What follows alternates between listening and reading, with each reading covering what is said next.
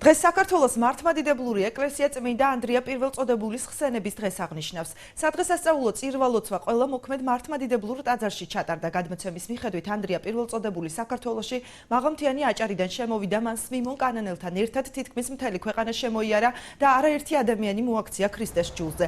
სოფელ დიდაჭარაში დღემდეა შემონახული ტაძრის ნანგრევები, სადაც მოციქულმა ღვთისმშობლის ხატი დაასვენა. დეკანოზი შიო პაიჭაძე განმარტავს, რომ ქართული ეკლესია წმინდა ანდრიას საყდრადაა წოდებული, რადგან ქვეყანაში ქრისტეს შესახებ პირველად სწორედ მან იქადაგა. ანდრია პირველწოდებულის ხსენების დღეს საქართველოს მართლმადიდებლური ეკლესია წელიწადში ორჯერ აღნიშნავს. 13 დეკემბერი წმინდა მოციქულის აღსრულების, 12 მაისი კი საქართველოში შემოსვლის დღეა.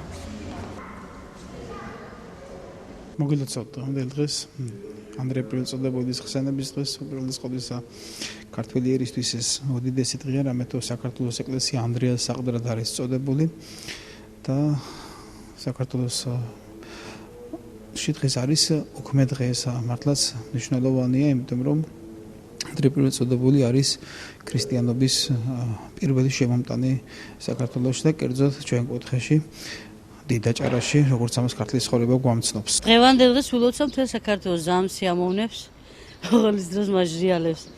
ნათლობაც გვაქვს, დღეობაც, რა ვიცი, ყველაფერი ერთად გვაქვს, ძალიან გვიხარია. დღეს არის წმინდა ანდრია პირველწოდებულის მოციქულის დღე, ყველას გილოცავთ ამ დღეს. მისი მადლი და მეუღება არ მოკლებოდეს სრულიად საქართველოს.